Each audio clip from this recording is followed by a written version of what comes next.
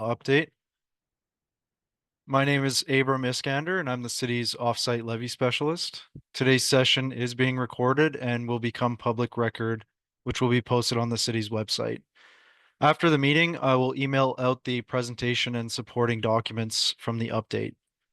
I'd like to introduce some of the other city staff in the meeting today. We have Donnie George, the Director of Engineering, and Jordan Betteridge, the Manager of AMLIS. For today's presentation, we're going to review the functionality of St. Albert's offsite levy model and the factors that impact the rate calculations. We'll then move on to changes and projects that impacted the 2025 update, some plans for 2025, and then we'll close the presentation with a question and answer period. The offsite levy bylaw currently collects offsite levies for sanitary, stormwater, water, and roadway infrastructure. The collected levies are used to pay for all or part of the capital cost of approved OSL facilities or the land required for any of these projects. Under the bylaw, the OSL projects and rates must be reviewed no less than every third year. However, the model and rates are updated annually in order to prepare the OSL annual report for council. This annual report details what infrastructure is being constructed, the costs of that infrastructure, of that construction, estimated construction costs for the infrastructure still to be built, payments to the front-ending parties, the amount of offsite levies that are collected, and the balance of the offsite levy reserve accounts. The bylaw was last updated in March 2024. There's a number of factors which will impact the rates. Those would include construction and land costs, the amount of net development area that's available, the timing of the development, interest rates, the number of front-ended projects that are undertaken, the reserve balances for each of the infrastructure categories, as well as the number of projects needed to support growth and development. When projects are first established, the city relies on the estimates provided in master planning documents, like the utility and transportation master plans. Over time, as newer, more detailed project information is obtained, those costs are then further refined. The cost calculation also includes 15% for contingency and 15% for engineering. This year, new to 2025, land costs increased to $350,000 per hectare as part of the working group recommendations.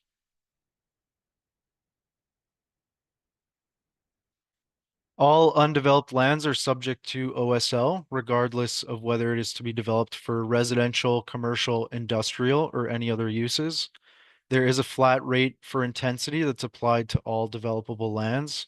For example, there's no difference in the rate between commercial or residential development.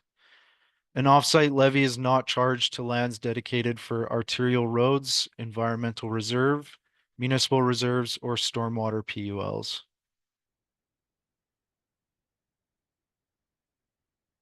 There are 83 OSL reference areas in the city. If you're reviewing the maps, just note that not all the reference areas are sequential, and that's just a result of not all the lands that were considered for annexation were included in the final annexation. There's also some reference areas that were subdivided to accommodate the differences in servicing basin boundaries.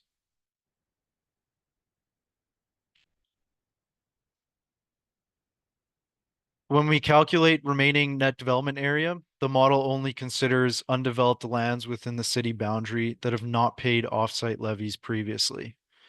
Currently, there's 1,826 hectares of remaining net developable area in the city. It's expected that 1,141 hectares of land will be developed within the next 25 years. We're anticipating that these figures will further be refined over time as land use planning progresses and becomes more detailed within the latest annexed areas. The map there shows what lands are included in the 25-year development timeframe. The green areas are anticipated to develop within 25 years. In the areas in orange, we're starting to have some lands included in the development timeframe.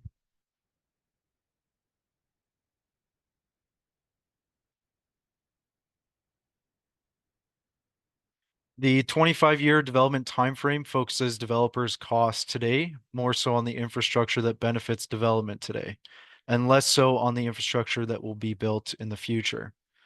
All the remaining net development areas assigned a projected year of development in the OSL model. Planning assists in providing these development estimates, which is updated annually. So they'll look at which approved subdivisions have executed development agreements that year, and then consider when they expect other approved subdivisions to start construction. They also look at redistricting applications, which may be in process or recently approved. They also look at whether an area is part of an approved area structure plan or if there's a pending ASP application coming forward. Anything further out in the development timeframe is reflective of the historical average absorption rate plus some growth. It's recognized that the accuracy of estimation for timing of development starts to deteriorate the further into the future that we look. That's why it's important to look at these numbers annually to update them with new information as becomes available. Here's just an example of how project costs are allocated. Offsite levies are allocated based on the principle of benefiting parties, and rates are determined on a proportionate share of each project's cost.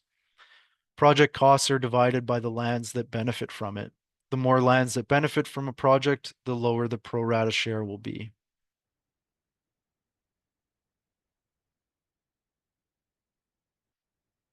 The city has a single basin for road and water projects. Every project cost is divided by all development areas within the development timeframe. All developers pay the same rate per hectare for these two infrastructure categories. And just as a note, the OSL model does track the project costs separately.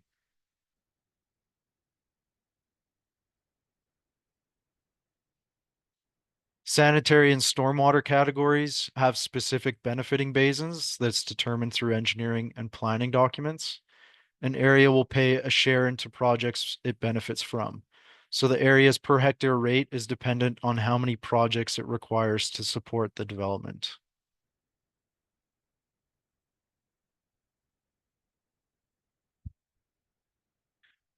The OSL model contains a staging adjustment that will increase or decrease the rates to account for the impact of time. These impacts will include inflation, any interest on the reserve accounts, when projects are expected to be constructed, and when development is expected to occur, and the associated levies are collected. Without staging, the resulting rates assume that all projects are built immediately, all lands are developed immediately, and then as a result, all the required offsite levies are collected immediately.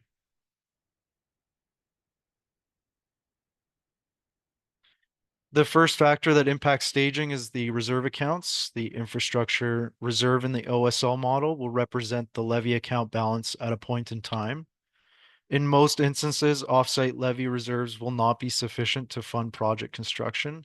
During these times, front ending will be required.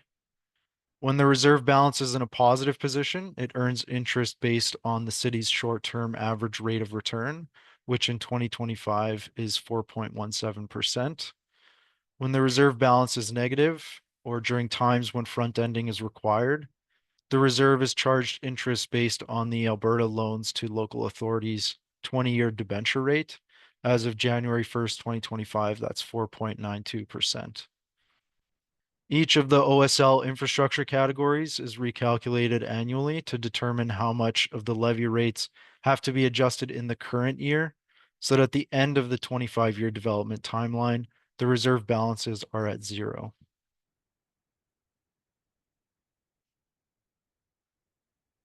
The model also considers the timing of infrastructure projects and assumes a 25-year cost recovery from the year of construction.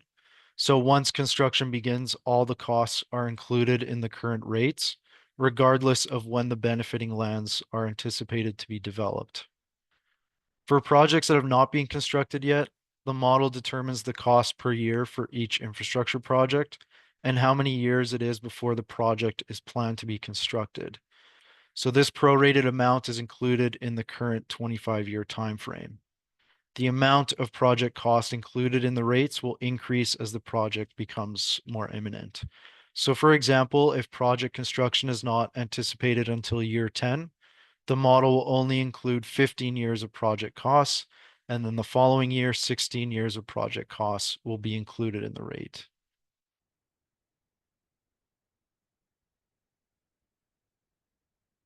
And the last thing there is just the development timing and levy collection that impacts staging. Levy collection to recover project costs occurs when an area is developed. As shown before in the graphics, the per hectare rate collectible for a project is the remaining project costs divided by the developable benefiting lands within the current development timeframe. If there's no development anticipated for an area within the 25-year timeframe, then the model will not allocate cost recovery rate to that area. It's assumed that the infrastructure benefit to lands outside the 25-year horizon, so for example, the annexation lands, is minimal due to the length of time since a project was constructed. For example, by the time some annexation lands will develop, the infrastructure may be up to 25 years old. Therefore, current development would pay a higher proportion of the project costs until those annexation lands begin to enter that 25-year development timeframe and they start paying into projects that they benefit from.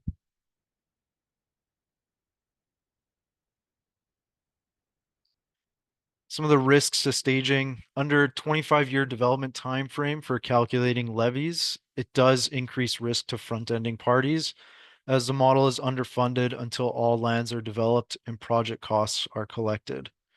Risk can be mitigated by continuing to update the model annually and also by not approving construction of projects that are outside the development timeframe unless the OSL bylaw is updated to include those project costs within the levy rate calculation.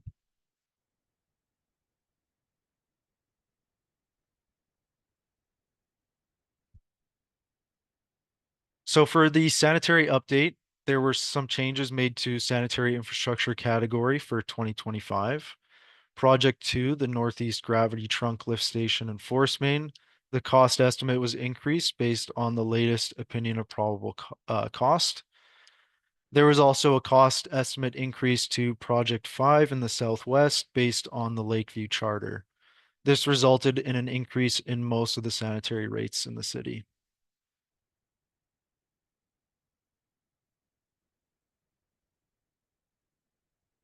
Here we have an overview of the sanitary project costs and how they're allocated to the benefiting parties.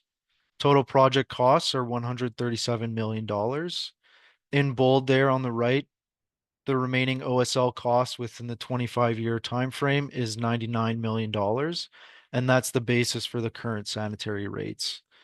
The remaining developer's share outside the development time frame is $8.2 million, and the city's share of sanitary project costs is $1.2 million.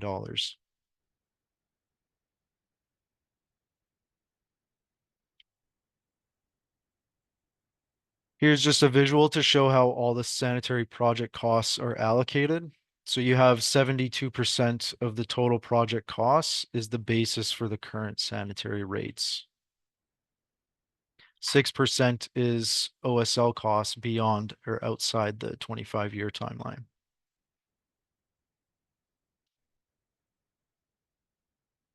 This figure shows the projected sanitary OSL reserve over the next 25 years. As mentioned before, the current rates are adjusted to net zero in the reserves by the end of the 25-year timeframe. Currently, there's a negative balance of about $40 million. It's predicted to be in a negative balance until the end of the timeframe. Most of the expenditures are anticipated within the next 10 years, and you can see the initial decrease in reserves is from projects 2 and 5 being constructed.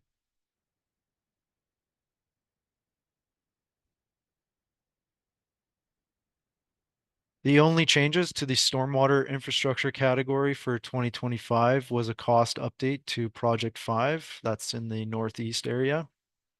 The cost estimate was updated to reflect the October 2024 opinion of probable cost.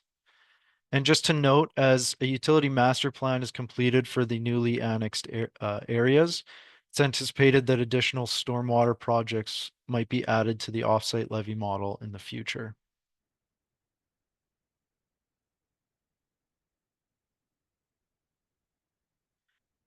For stormwater, the total project costs are $41 million.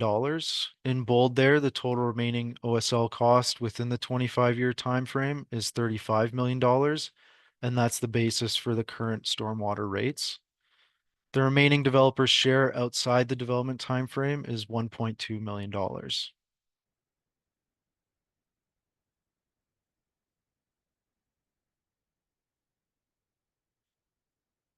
Here's another visual of how stormwater project costs are allocated. 85% of the total project costs is the basis for the current stormwater rates.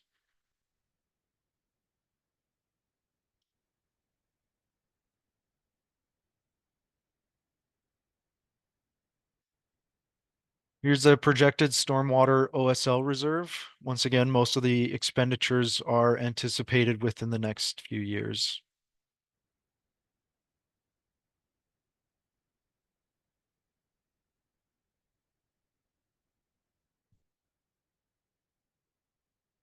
There were some minor changes made to the water infrastructure category for 2025. Project 17 was removed after utilities determined no extra capacity was available at the Sturgeon Reservoir. There were minimal levies collected to date, so those will just act as a credit against other water projects as it is a single basin. The 2025 water levy rate is $23,081 per hectare, and that's an increase of $250 from last year.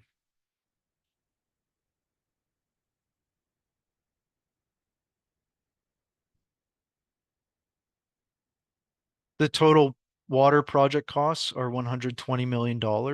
In bold there, the remaining OSL cost within the 25-year time frame is $26 million, and that's the basis for the current water rates. The remaining developer's share outside the development time frame is $53 million, and the city's benefiting share of water project costs is $11 million.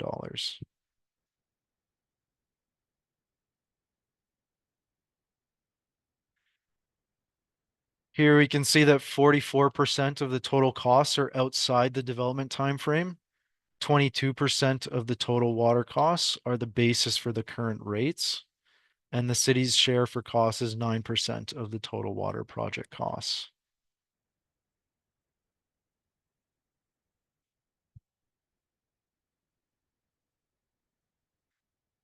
The projected water OSL reserve is expected to have a positive balance until the North Reservoir is built. With the staging of new reservoirs and expansions, the city should be able to keep the negative balance relatively low during the 25-year development timeframe.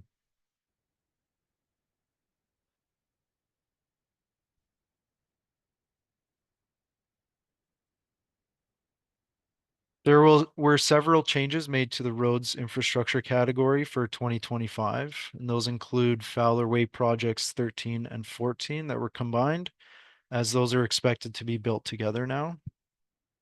And new project 48 is just a reallocation of the west portion of Fowler Way.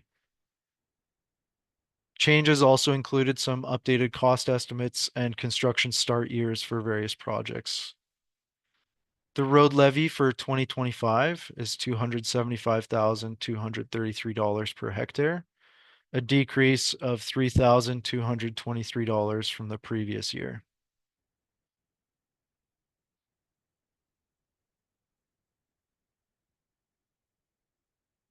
The total project cost of the roads category decreased from $534 million to $521 million. In bold there, the total remaining OSL cost within the 25-year time frame is $240 million, and that's the basis for the current road rates.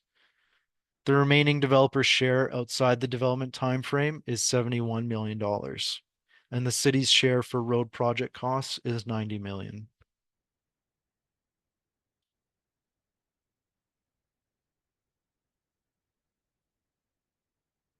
46% of the roadway total costs are in the current OSL. 17% is the city's share.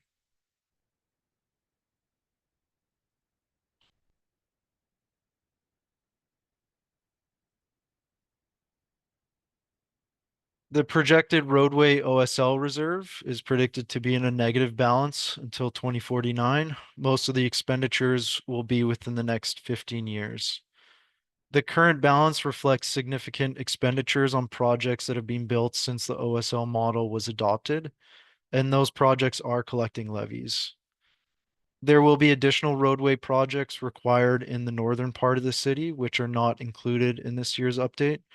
So the reserve balance will start to look different in subsequent years.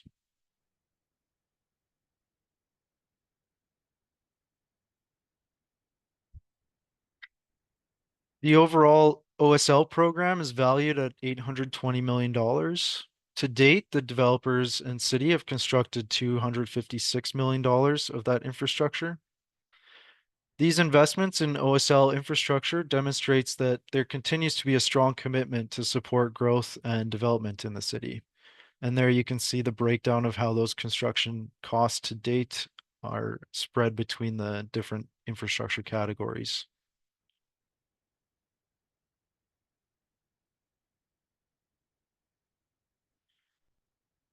When the city front ends an OSL project, the city recovers only its expenditure and any interest it has to pay on debenture borrowing. The city does not charge extra interest on the money it is waiting to recover. So for example, their project cost of $20 million, if the city borrows a $10 million debenture at 4.92% interest, it's about $5.8 million in interest. And so the city will only collect recoveries of the project costs plus that interest, regardless of how many years the recovery actually takes. Developers have the opportunity to offset specific levies if they are constructing an approved project from the same infrastructure category. Developers earn interest on the amount they're owed only after CCC has been issued and costs have been accepted into the OSL model. As of December 31st, 2024, we had front-ending parties waiting to be reimbursed for roughly $72 million. The city is carrying about 91% of the front-ending costs, with developers waiting to be reimbursed for about 9%. Almost all of the front-ending projects waiting for reimbursement are related to road or sanitary projects. You can see the only storm and water costs that are waiting for reimbursement are by the city, and that makes up less than 1%.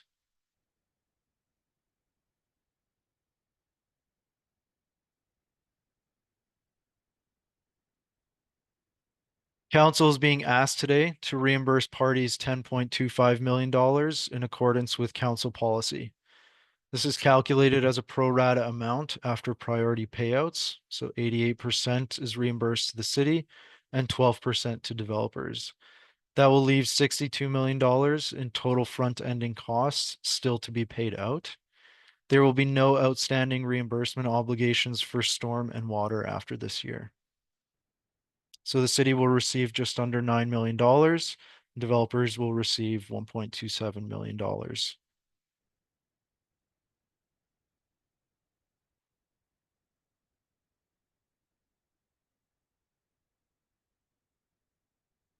Some key objectives of the OSL working group for 2025 is to determine a connector roadway contribution formula and to finalize the cost recovery listing for eligible road projects.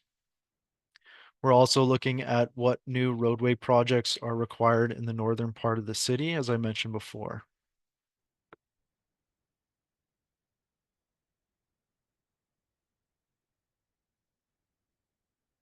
And that concludes the presentation. Thank you for taking the time to attend our annual presentation. If you have any questions or concerns about this year's update, please submit those to either me or Tanya in writing by March 4th. Everyone will receive copies of the presentation and supporting documents.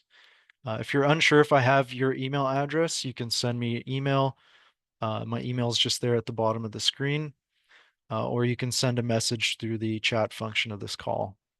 Now we'll just open up the discussion for any questions that you might have.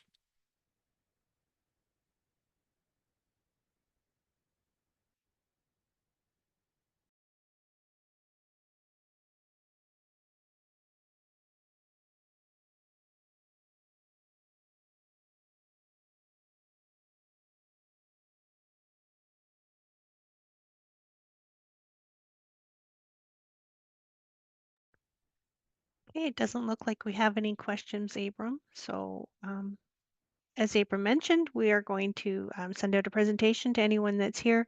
I do know there's quite a few people on the participant list that I don't know your specifically who you might be. So if you do want to drop us an email really quickly, we'll make sure that you get a copy of all the presentation and supporting documents sent out later today. And after that, I think you can just close out the meeting, Abram. Okay, thanks everybody.